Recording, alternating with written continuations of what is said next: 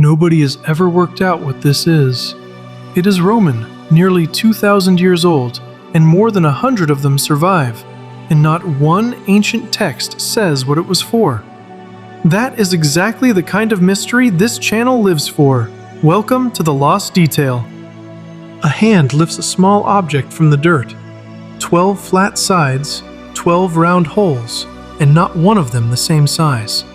It fits in a palm, heavy and hollow, green with 2,000 years, studded with little knobs at every corner.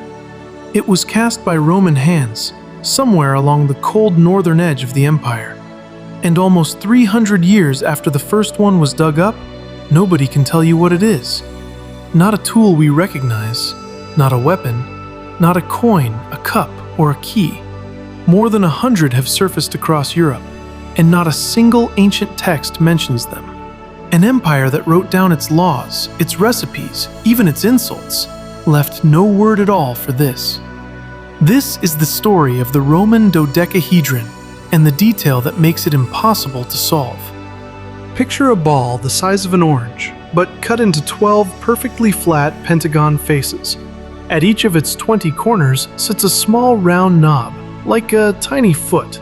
And in the center of every face is a hole, opening into a single hollow core.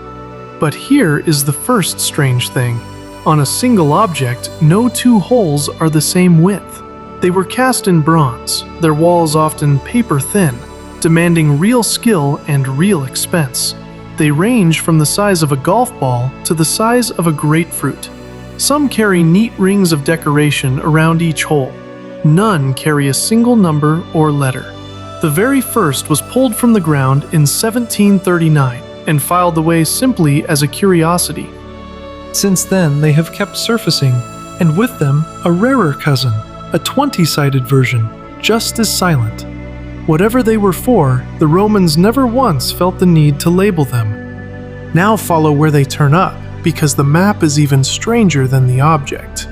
Britain, Gaul, the Rhineland, the cold, rain-soaked provinces along the empire's northern frontier, Austria, Switzerland, the Low Countries, scattered across the Celtic north.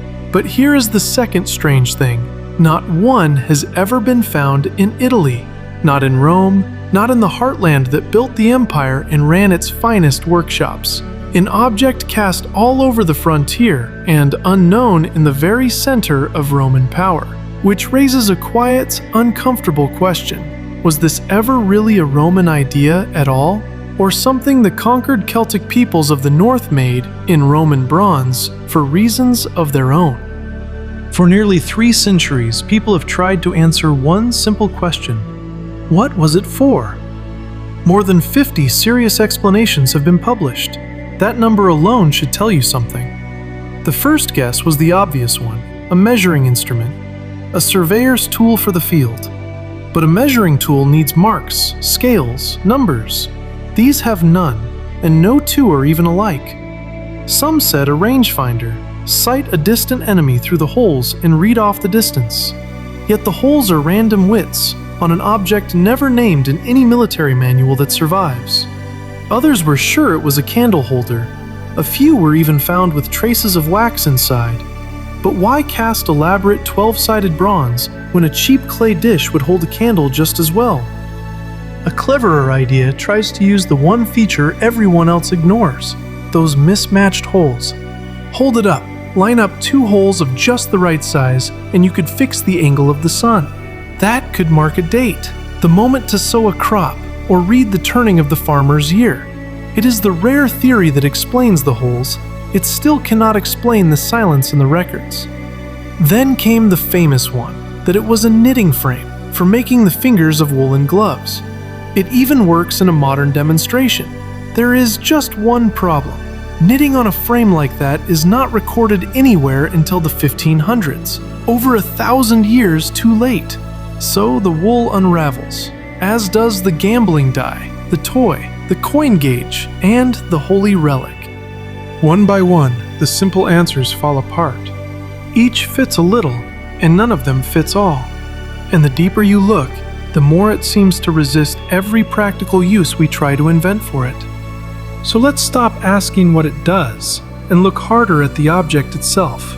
That is where the detail hides. Detail 1. Most of them show almost no wear. They were barely handled, barely used. A working tool gets scratched, polished, broken. These look as though they were rarely touched at all. Detail 2. No two are standardized. If they measured anything, the measurements would never agree. Detail 3. The holes and knobs make it useless to stack, roll, or grip for any real task. Put those together, and a quiet conclusion forms. Perhaps it was never a practical tool at all. Perhaps it was a thing to be held, displayed, or trusted, not used. Some turn up in graves and coin hoards, and a broken one from Belgium looks deliberately destroyed, the marks of some forgotten rite. Many scholars now lean toward the harder-to-prove ideas: ritual, divination, a small model of the cosmos. 12 faces, after all, 12 months, 12 signs of the sky the ancients watched so closely. Others argue something simpler and stranger, that it was a masterpiece made only to prove a smith could, a flex in metal, proof of a skill so difficult that the making was the entire point. And then the newest discovery quietly broke even that idea.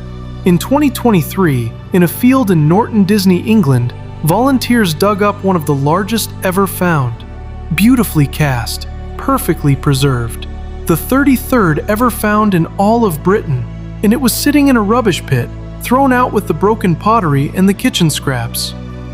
A precious, sacred object, discarded like a cracked bowl? The contradiction only deepens. Every theory explains a piece of it. The object stubbornly refuses to be only one thing. So we are left with a strange kind of knowledge. We have over 100 of them in our museums. We can weigh them, scan them, date them, and hold them up to the light. We have everything about them except the one thing that mattered: what they meant. Because the people who made them never wrote it down. They assumed everyone already knew. That is the lost detail. Not a missing object, a missing sentence. The one nobody bothered to record. An entire idea, common enough to cast 100 times, vanished because it felt too obvious to explain.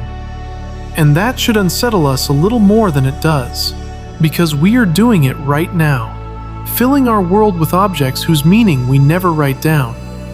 2,000 years from now, someone may hold one of our everyday things and have no idea what it was.